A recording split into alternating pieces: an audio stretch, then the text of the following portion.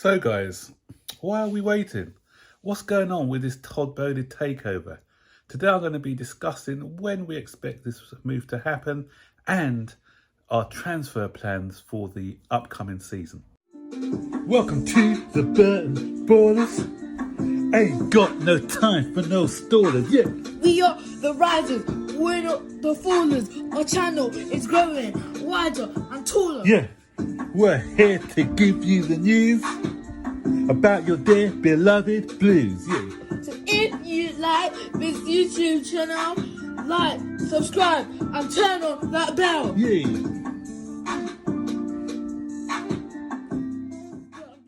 So, there's a lot of impatient people in our fan base because we've already had the owners and directors approval from the Premier League, so that's a tick. We've passed that one. And the government has given us approval, so that's a tick. And the EU and Portugal, because the Abramovic holds a Portugal passport, they've given us the approval. Tick. So, what's the hold-up, some may ask? But what the government have done, they have given us a license to be able to sell the club. Okay, so that license is that's license been handed over now, and we are in the process of selling the club. But if anyone, I'm not sure they do it in how differently they do it in other countries when they're selling a house. But I'm in the process of selling my mother's house at the moment, and I got a phone call from the estate agent, and he says, Max, the exchange date is the 10th of June, but the completion date is the 24th.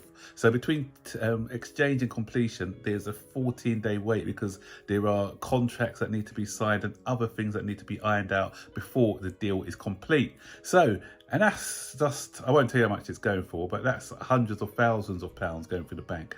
This one, you're talking about billions of pounds that need to be going through. But because this sale needs to be rushed through, big sums of money, you can't just transfer it. It's not like, okay, I'm going to transfer £20 over to my mate over there. No, there's a lot of legalities to be done, lots of paperwork to sign and everything else. So if you look at Doris's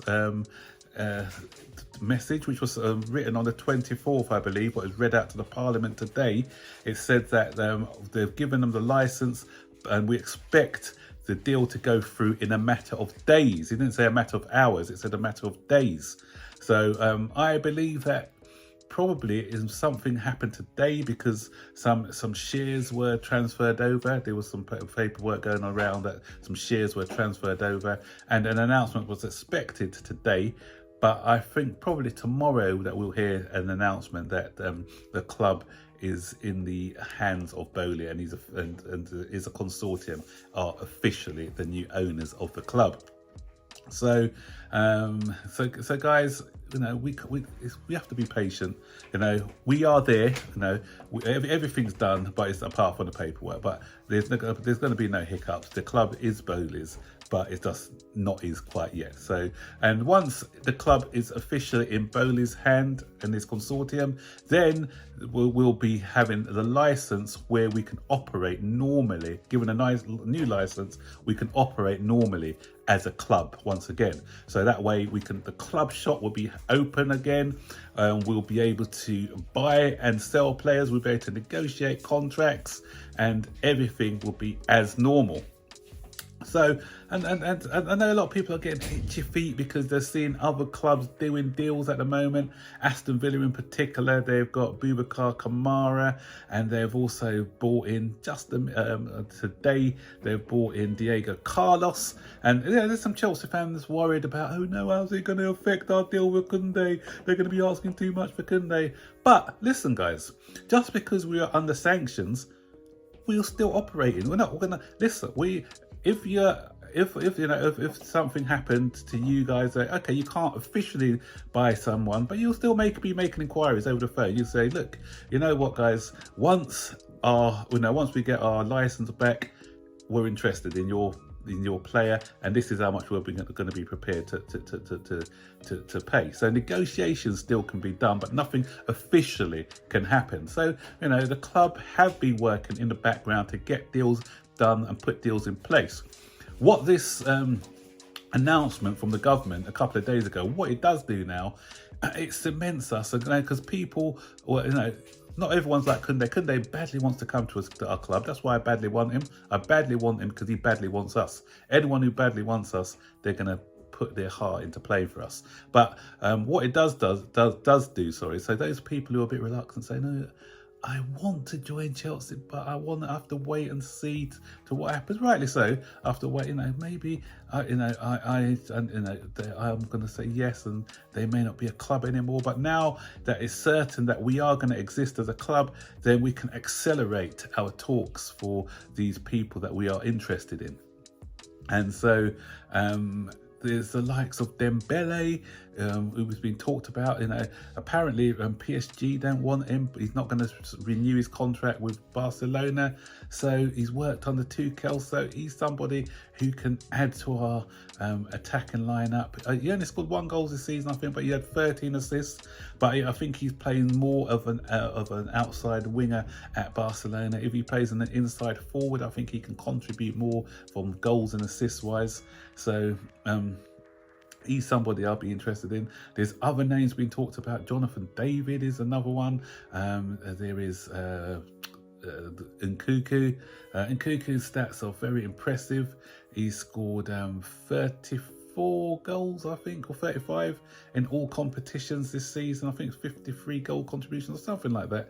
So he is very much somebody who can possibly improve us. And he's another one who's worked with Thomas Tuchel in the past. The only thing about Nkunku is that he's playing in the German league. Yeah, but something about the German league is that it gives you like a false reality of what's really happening, because in Germany they play high lines, and I've seen a lot of the goals scored by Nkunku, and most of them are when he had loads of space to run into.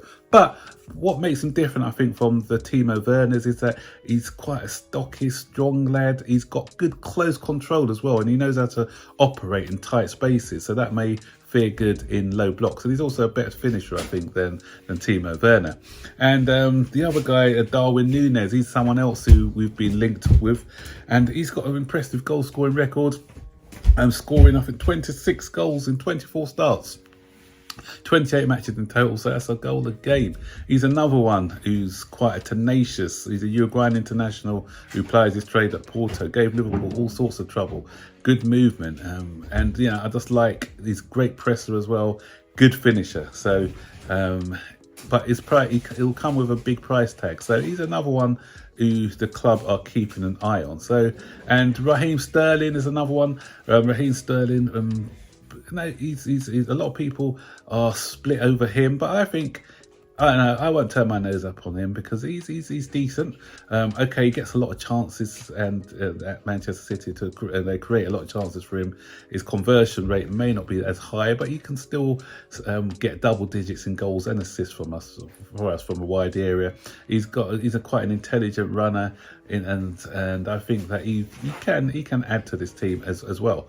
And the good thing is that Todd Boehly is going to be personally involved in the transfers this season, and he's going to be consulting with Tuchel. So we're going to do things slightly different to what we've done before. In the past, we've had club signings and the manager's been asked to work with these players, but I think this time he's going to be consulting the manager and finding players that he would like to fit his system. So it'll be interesting to see. And what would also be interesting is how quick we can get these deals done.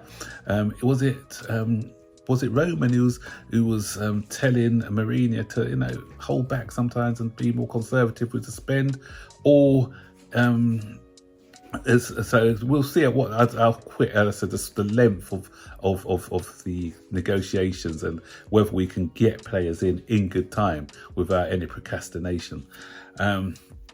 So that'd be really interesting. So lots of things, good things happening at the club at the minute, and good things come to those that wait. And you never know. The reason why he delayed announcing the takeover today is maybe he won't, when he introduces himself, he may come with a little present for us in the form of Jules Koundé, who's been in London, because he's been in London for the past 2 or 3 days. He's so keen to join Chelsea that he's, doing an odd and wengy by, turning up outside the ground, waiting for the doors to be opened, waiting for the license to be lifted so that he can sign his new contract at Chelsea. So, guys, and quickly before I go as well, before some players come in, others have got to be moved out, and that's the important thing as well, because we've already got some attackers on our books. So I'm talking about these guys coming in, but we need to move some of these people out. So I think Hakim Ziyech is probably going to be one of the easier ones to move out, and really because his wages are not high. If we're going to consist on playing this 3 at the back system, it doesn't really suit his play.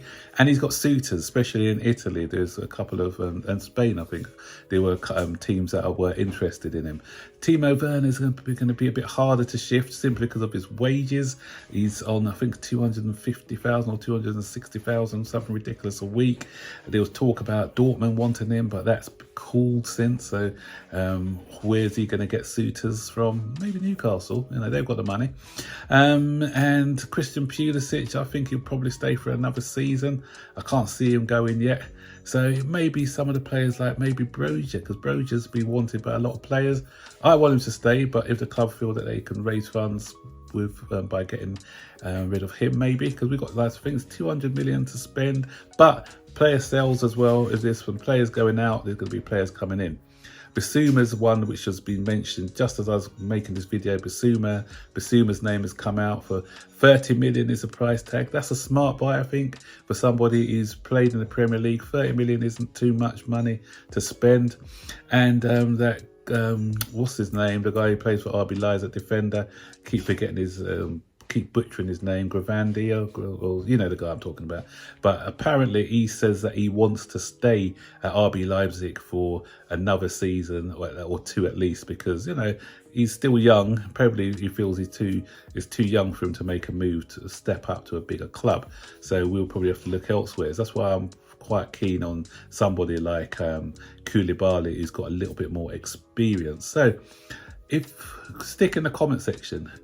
If you had 2 in from the front line and 2 out, who would be your 2 coming in? Who would be your 2 going out?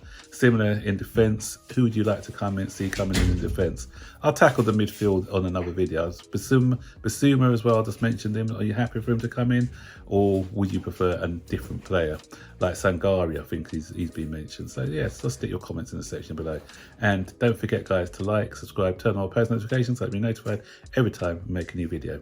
So hopefully tomorrow we'll have that big announcement. Todd Bowley comes in and we can start to work on transfers.